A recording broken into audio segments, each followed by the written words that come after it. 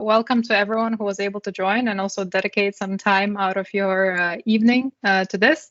What I'll be talking today is about how you can build dynamic pipelines in Synapse using metadata tables, and also why that makes a lot of sense, why it makes sense to do that in multiple environment setup. Before I start, I just want to mention a few things. In this session, or kind of with my presentation, I do assume some working knowledge or some experience in Synapse with Synapse pipelines, as I will not be going into detail of what Synapse is and why it's being used. Although I do have one slide on that, but I do assume that you have some sort of knowledge in it.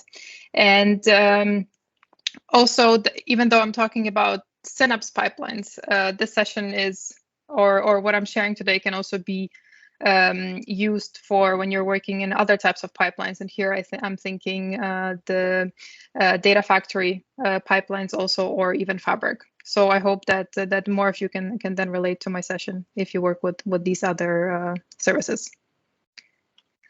All right, so the agenda is as follows. I'll start by introducing myself very briefly, so you know who is on the other end.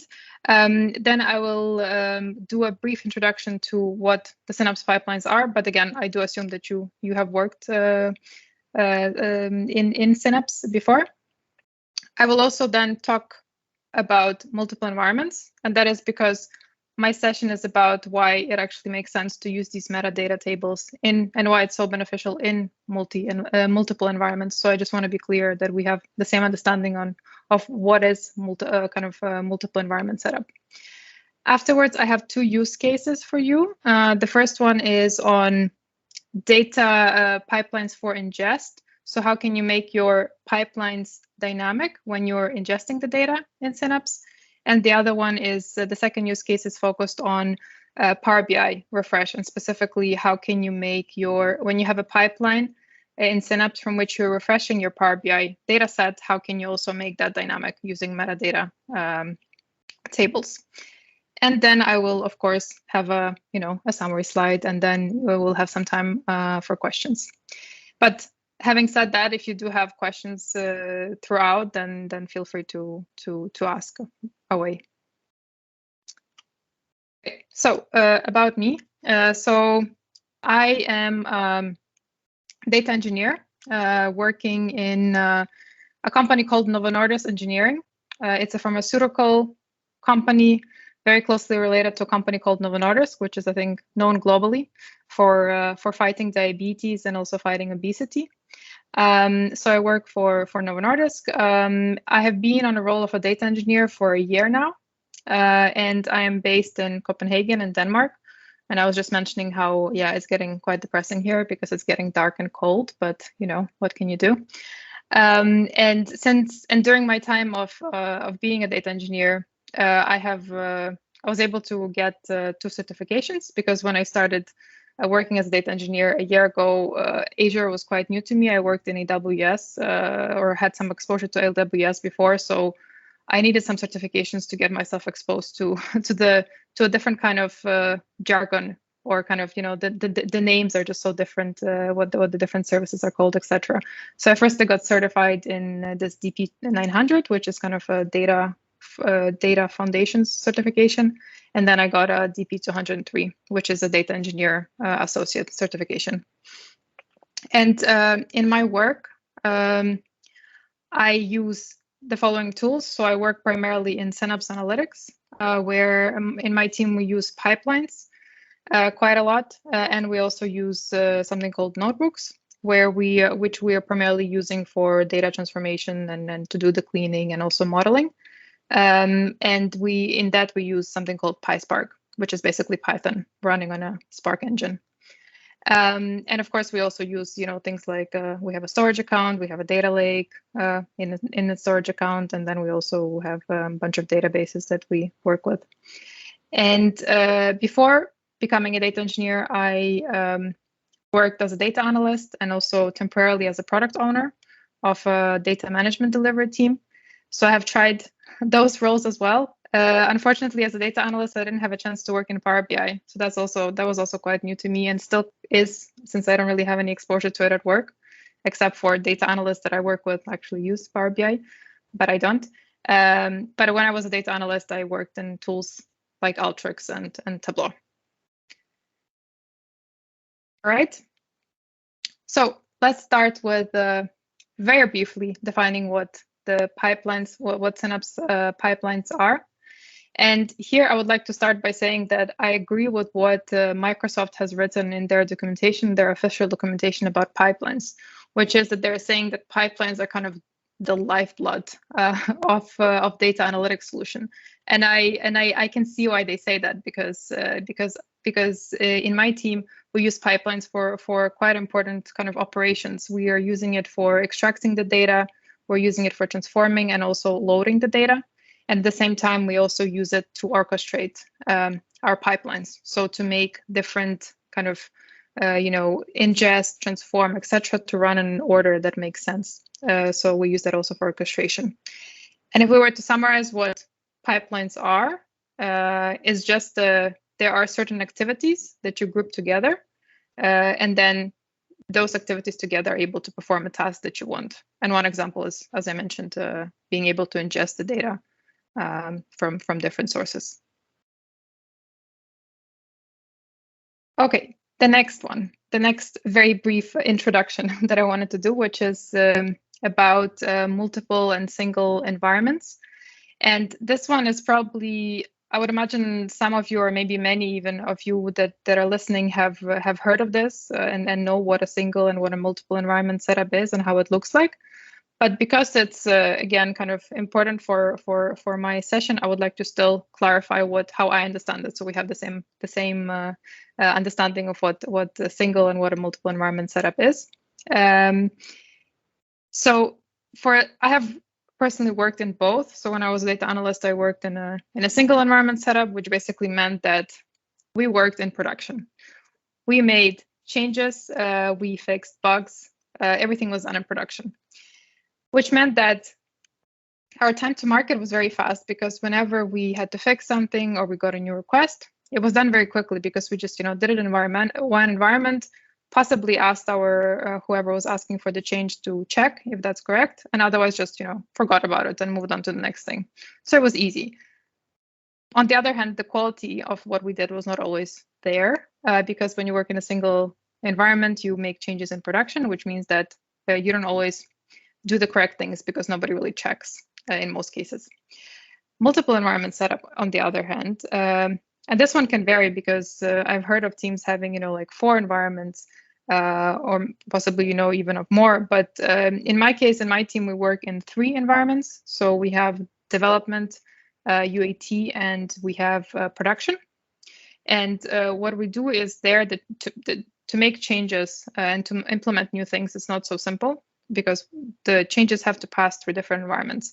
And in my team's case, we use development to, make development when we need to make a change, or we have a new request to do some completely new, ingest pipeline.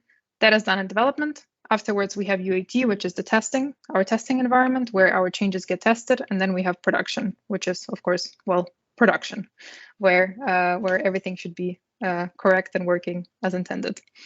In multiple environment setups, also based on my experience, time put to market is not necessarily fast. I mean, in my team, it takes almost a month actually to have something from the moment that we start working on some sort of change to the moment that is actually in production and visible to our requester. So it takes a while for something to actually be fully developed and be in production. But on the other hand, with multiple environment setup, the good thing is, in many cases, is that whenever you do make a change, it has to be reviewed, and it's reviewed by multiple people. So the quality of what you deliver is actually much higher. And I'll leave it at this, just a general introduction to the multiple single versus multiple environment setup. And just remember just remember that the reason I'm mentioning it is because, again, it's especially important and relevant when we are talking about dynamic pipelines and why metadata tables are especially important or kind of valuable for that. I actually have very brief slides of just an example of how the single and multiple environment setup works like. I'll briefly walk through it because I think I've said already enough on that, but just so that we're on the same page. As I mentioned, in single environment, we have one environment. So we have somebody as a requester. Whoever is, for instance, using tables that we deliver as data engineers, they can submit a request to, for instance, they want some new columns to be added to an existing table that they are working with. So they would submit a request. We would normally just accept it. Then we would complete the development, and that's it pretty much. Again, everything is done in production, quick and easy. In multiple environment setup, this is at least how things work like in my team. It's a bit more complicated, it takes a bit more time, and there is more steps, because what happens is when we do have a request, again, adding some new columns that are missing from an existing table, often somebody has to accept that request. Let's imagine it's us who's accepting it. In my team's case, we have a product owner, so they are the ones that have to actually agree that yes, we are fine with you committing your time to this request. But let's say columns are not so, adding columns, it doesn't take a lot of time. So let's say we accept the request as a data person one, we're data person one, and then what we do in my team is we then have to branch out from the main branch, saying now we're going to make this change, but we're not doing it at the main branch in development. We're creating our own branch. We're doing the development, so we're adding those new columns.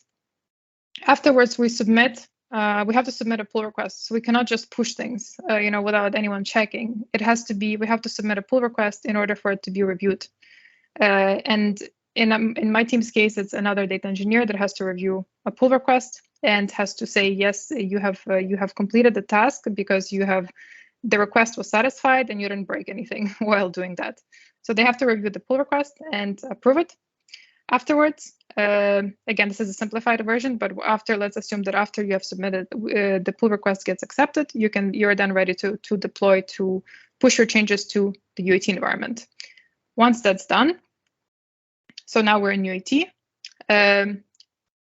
In my team, we ask the requester to actually test the changes. So we're saying, we have done our job, but can you confirm that we have actually done it correctly and we have satisfied what you've asked for? So the testing happens. Usually it takes actually 2 weeks in my team, so a long time. And then afterwards, once the requester gives us a go, saying, yes, you have delivered what I asked for, the changes then go into production. So only then are the changes actually visible in production, once that's all deployed there. All right. Now I promise I won't say more about environments, but I hope now we're on the same page of what I mean when I say multiple environment setup. Now we can move on to actually hopefully the most interesting part of this presentation, which is looking into the 2 use cases that I mentioned at the beginning. And I would like to start with looking at data ingestion and how can you make your pipelines, ingest pipelines, more dynamic. And here the use case is as follows. So imagine we are data engineers and we are tasked with ingesting some data from a database. It's a relational database. There's a bunch of tables. We're tasked with ingesting a table called customer and a table called address. The request is that we have to ingest it using the Synapse, since we work in Synapse pipelines. So we use that for ingestion, and then we just have to dump the data into our data lake. What we have to remember here, or what the request is about, is that not only do we have to ingest the data, but we also know and anticipate that sooner or later, that particular requester that is asking us to ingest these 2 tables will come back to us and ask us to ingest some more. So we have to anticipate that. And also, how it usually goes with with requesters, they want things fast and they want things done yesterday. That's going to be the case. So we have to build something that will hold for these requirements. So how do we do that?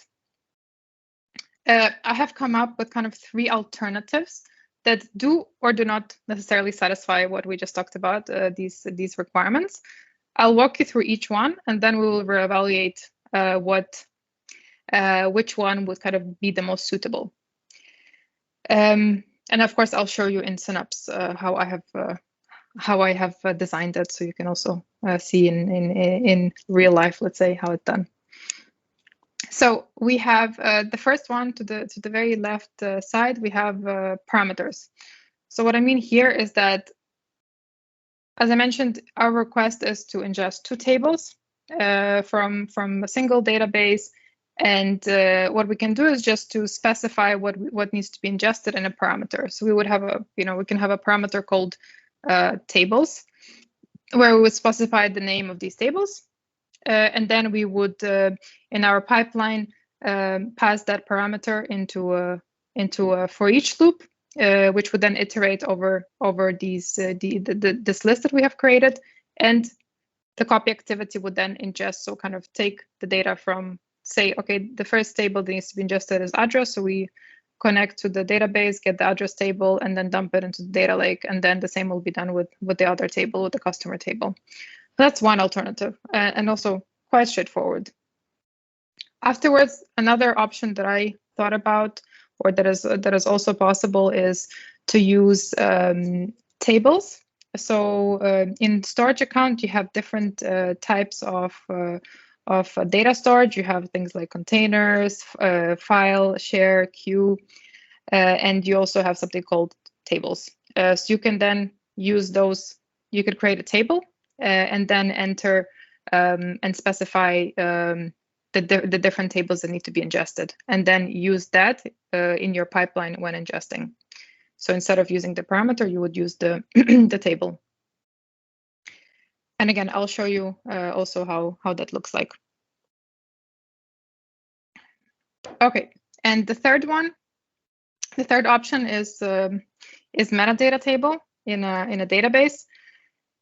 And here you can basically go different ways about this. The idea is that you want to have, you can create, for instance, if you have an existing server where you can create a separate database that would be like your meta database, you can then create a table that specifies all the list of tables that you want ingested. So that's one option. Or you can also just, in my team's case, what we do is we actually we didn't have anything kind of existing that we wanted to use. So we have created from scratch a server, a SQL server, and a database specifically for the use case of having multiple different types of metadata tables stored in that database. And again, what would happen in Synapse is that you would connect to that database, read that particular table that has the list of all the tables that you want ingested, and then use that again in a for each loop and a copy activity in Synapse pipelines. But just to demonstrate how it looks like, because I don't know how easy it is to imagine, so I will just now go to the demo and show you how that looks like actually in Synapse. So as you can see, I'm just going to close these. I'm in Synapse, and I have these 3 use cases for you. We can start with the most straightforward one, which is the one I mentioned, the parameter one. And as I also mentioned before, here we only actually just need 2 activities. We need a for each loop, and we need a copy data activity. And the reason why we need for each loop is because we have to iterate over here it's an array of the different tables that we need ingested. So we need the address and the customer. So we need to iterate over that. And the copy activity, what it does is it connects to the database where the data is stored. So where we have our address and customer tables, and then it loads it into our data lake using this. You see in the sync activity, I specified that it's my data lake where the data should be then dumped. It's quite straightforward. Two activities, and we have here two parameters. We have the parameter that is called a table, which is the main one for us because we have to specify what tables we want to ingest, and then we have the schema also. The schema in this case for my tables is the same, so you don't have to specify it if you don't have to. I did, but the point is you have these parameters you specify in the pipeline, and then you in your for each loop you then pass those pass the parameters in order for them to be then used in the copy activity. And now we can run it. As you can see here, yes, we are confirming that it's these tables and the schema that we want to use. So we will let it run, and then I would expect, then I can show you where my data lake is. I was a bit lazy, so I didn't create a folder for this, but basically the tables I already ingested once before. So what I would expect to see is once this pipeline has actually finished running, then these two tables would be overwritten because we would again prompt the data ingestion from these two tables. So now that's always pleasant to see a green, the pipeline has succeeded. So now once I refresh this page, you can see here that the times are different because we have overwritten and loaded the data once again into our data lake. So that's parameter. Then we can go into the table. As I mentioned here, that's where we're using our storage account and the tables type of data store. This one looks kind of similar to what we just saw, except for you see here we don't have any parameters because we are specifying what needs to be ingested, what tables needs to be ingested in our table store in the storage account. So before I will run this, I just want to show you how it can look like. So I'm in my storage account, and I only have one storage account here. And as I mentioned, you see you have different types of data store, and one of them is the tables, and that's the one I was talking about. In my case, what I've done is I've created a table, which I called source objects, and there I have here two kind of rows. It's called entities in the correct kind of Azure jargon. So I have two entities here, and each one specifies what table needs to be ingested. So one is for address and one is for customer. And the idea is that in my pipeline, I connect to this table, read the data from this table, and then use the values in this particular column to iterate over in the for each loop. So then it knows that it needs to ingest data from this address and the customer table. And here I've also specified a few other things. This is just to demonstrate that we're not limited to just, like you'll have a use case probably where you'll need to ingest data from the same server, but different databases, maybe different with different schemas. So you can specify all of that also in your kind of in your table as I have done here. In Synapse, how it looks like is as follows. We have one more activity, which is the lookup activity. And this one, what it does is, the name is quite self-explanatory. It looks up the values in our table storage, loads them, and then they are passed in this for each loop. The values are passed, and then the copy activity then runs for those two tables that we have specified that we want ingested. So when I run this, I would expect the same thing as we saw in the previous one. Once it has succeeded, I would expect that the data for these two files would have been overwritten again, and the data would have been ingested again and dumped here.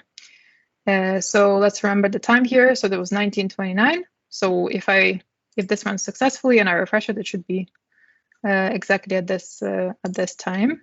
Okay, it has succeeded. Let's refresh.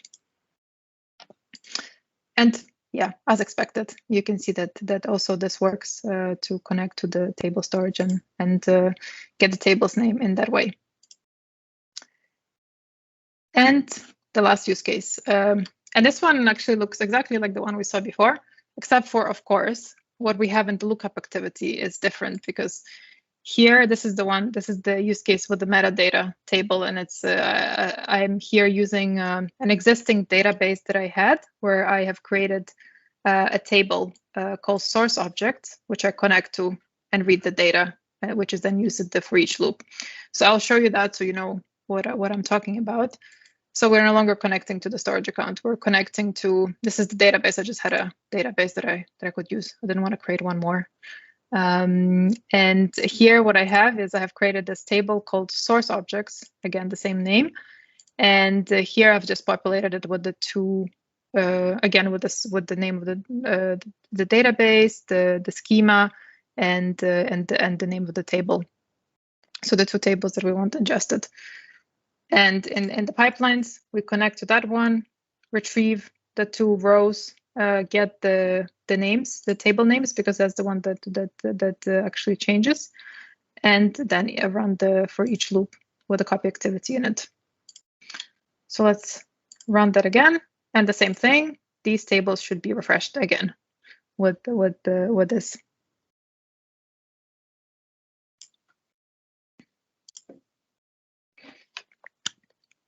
Let's give it a bit of time. In my experience, sometimes, yeah, you never know how these pipelines work. Sometimes they're very fast. Sometimes it takes a bit of time. But I don't have a lot of data, so I would expect it to perform fast. Okay, so succeeded as well. So let's refresh again.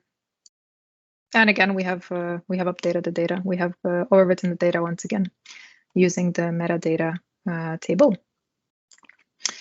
All right, I'm gonna go back to back to my slides, and we will do a comparison of these different solutions. And here I have selected 4 kind of criteria that I'm comparing these 3 alternatives that we have just seen. The first one is how quickly are we able to deliver?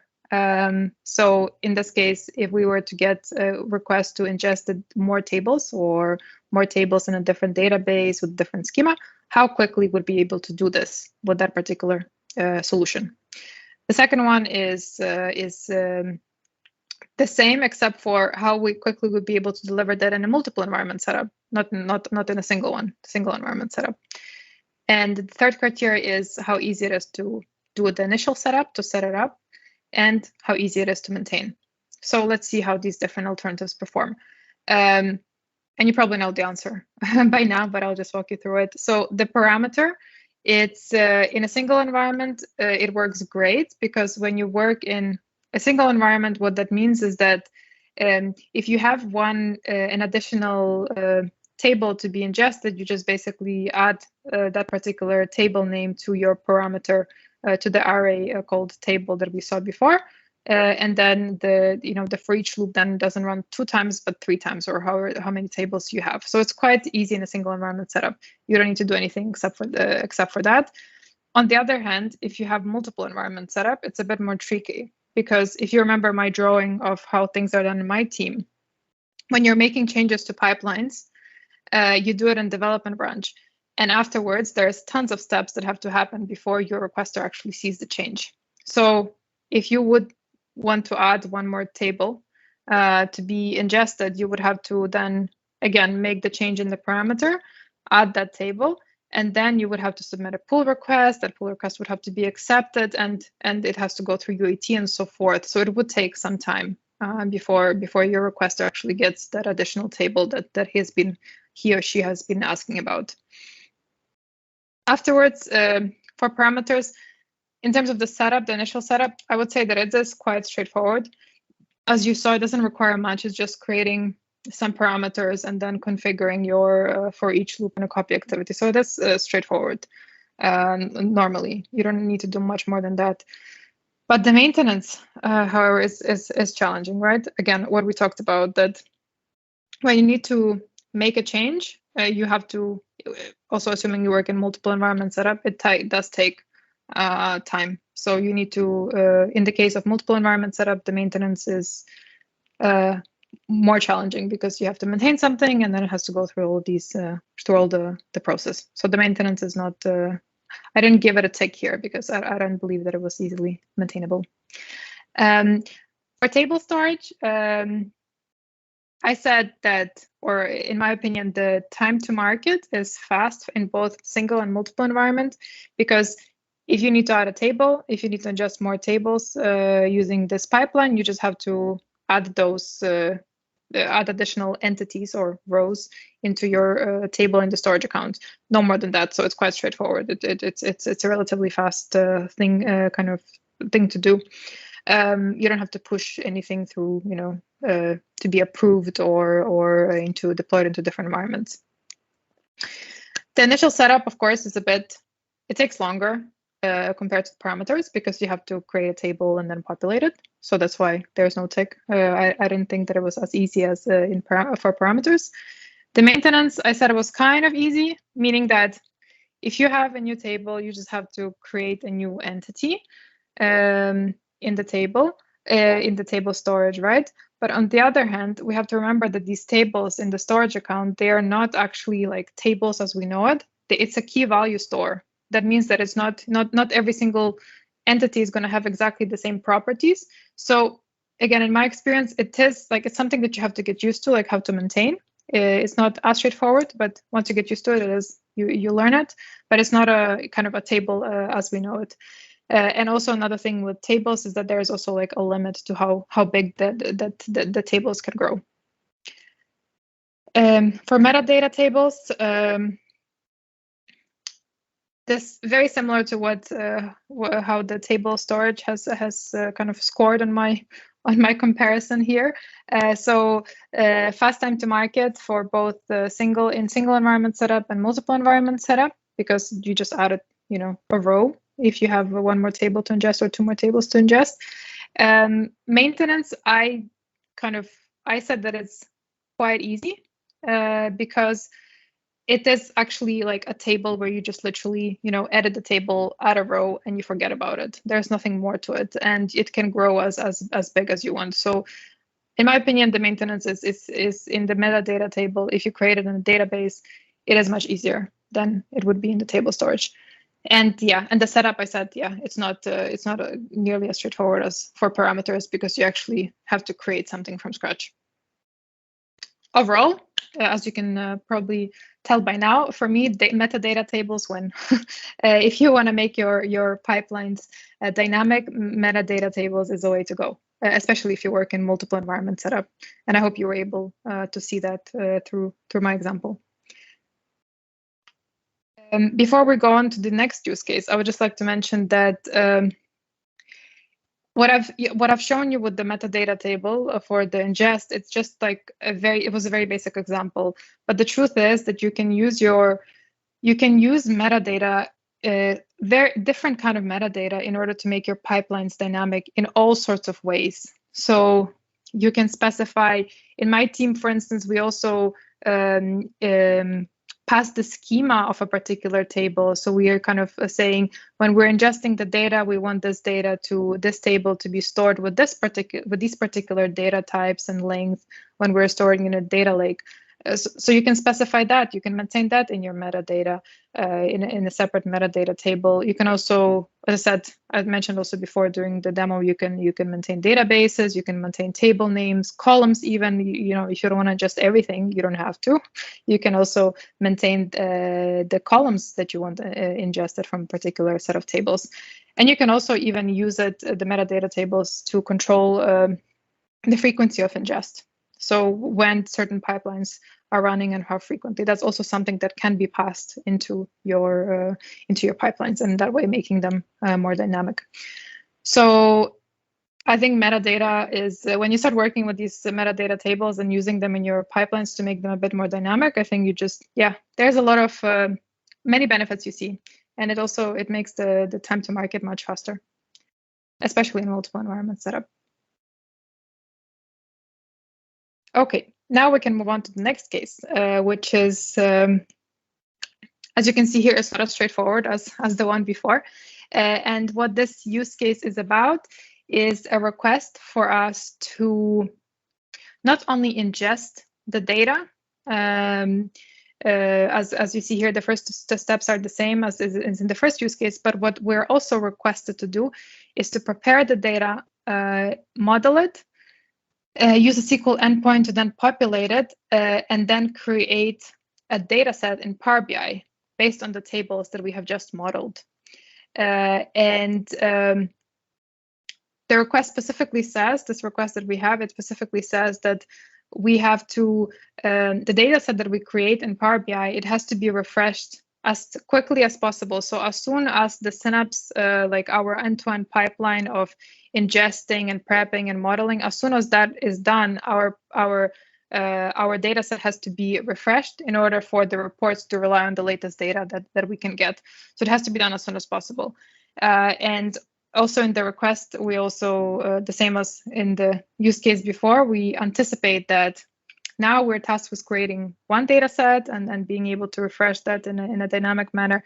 But in the future, there's going to be many more data sets that also will have to be built and also refreshed. So we have to keep that in mind, that time to market is important here also for the future use cases. So how do we do that? I have come up with, or I have experienced two alternatives in my work. One is to, so how do you make sure that your data sets are refreshed and also refreshed as soon as possible? You can do two things, or as I have experienced, you can either schedule a refresh of the data set in Power BI, and that's something that is relatively straightforward. You just schedule it, and here the best you can do is basically guess. What I mean by this is that you have in your Synapse, you'll be ingesting the data, preparing it, so cleaning, transforming it, modeling it, and that will take a certain time. So when you run that particular pipeline, it will take some time, let's say half an hour. And then the best thing you can do in Power BI when you schedule the data set refresh is to say, when do I think I should refresh this data set? Let's say every 35 minutes, I can do that. So if you have an hourly pipeline, the Synapse will refresh every 30 minutes, every hour, and it will run for a total of 30 minutes. You can then refresh your Power BI data set a few minutes after that, in case there are some delays in Synapse. You can do that. It's not always going to be perfect, but it's an option. You can schedule it based on when you think it makes sense to schedule it. An alternative, however, is to make this a bit more dynamic in a way, or being able to automatically refresh actually the Power BI dataset in Synapse directly, and that's actually possible. So instead of doing anything in Power BI, all you have to do in Power BI is create the dataset and then prompt the refresh of a dataset on frequent basis from Synapse. And I will briefly show you how that's done, and also how you can use metadata table in order to dynamically control what data sets are actually being refreshed.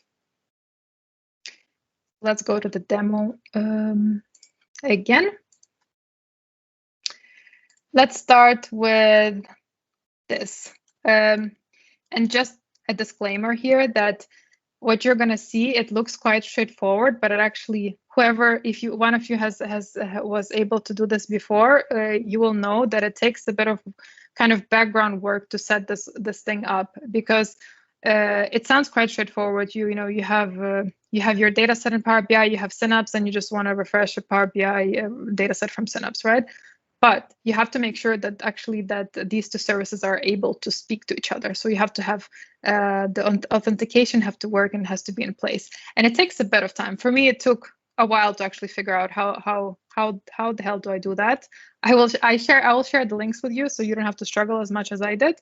But just a disclaimer that what you're seeing here is kind of the end result. It takes a bit of background work to get here. But what do I have here? In this pipeline here, the first 3 web activities here, it's actually all web activities, but there's a reason for this. The first 3 web activities, the purpose for them is to be able to get all the needed information in order to be able to generate the token, which will then be used to authenticate Synapse against Power BI. And the reason why I have all of these here in the web activities, because Here I am connecting to my Key Vault where I store my tenant ID, client ID, and the secret. This is because I used something called app registration in order to create this connection between Synapse and Power BI. Once I create the app registration, I need to save the client ID of that app registration and the secret in Key Vault. I could also put it here as a parameter or a variable, but that's not very secure. So better to do it in Key Vault. So the first 3 web activities here are just basically getting the needed, pieces of the puzzle that I need in order to generate this token, which is then used when authenticating Synapse against Power BI. So that's done here. This web activity then generates the token. It's like a very long, we can even see it's a very long string that is then passed into Power BI to authenticate Synapse. And once we have succeeded with that and we have kind of a working token that is accepted, we can then actually refresh the data set directly from here. Now I'll show you the actual solution that we're going to run, because there's one more thing, which is basically the lookup. And the reason for that is because our use case says that maybe at the moment we would have built one data set and we would have to refresh it in Power BI, but in the future we know that we will be building more data sets based on the same data. So we have to be able to also accommodate for those data sets to be refreshing here dynamically in Synapse pipelines. So that is why I have created another metadata table, which I called very simply dataset. And what I've mentioned here is I'm specifying the needed information, which I'm passing in this when I'm calling for the Power BI dataset to be refreshed. I need the workspace GUID and the dataset GUID. Kind of makes sense, right? We're saying in Power BI, go to this workspace, and this is the dataset you have to refresh. So this is the table I have has exactly this information. So I specified the workspace GUID, the dataset GUID, and then here I also specified the token, where the token, what my Key Vault is called. You don't have to, but this is something that is useful when you are working in multiple environments, because in my case, I'm connecting to one Key Vault, but if you're working in multiple environments, most probably you'll use multiple Key Vaults for multiple environments. So you'll have to, again, dynamically specify so that Synapse knows what Key Vault to go to and what the name is. So you can specify it here. And then I also have this kind of, a column that allows me to specify, yes, this is the data set that I want to be refreshing. And if it's in the future, it comes to if I would need to kind of disable it, then I can always, change this to 0 and it will not be refreshed. And just to imagine the future, once we have, one more data set that needs to be refreshed with the same pipeline, you just add a row here with the same information. So the workspace GUID and the data set, and it should do the job. Now let's see this in action.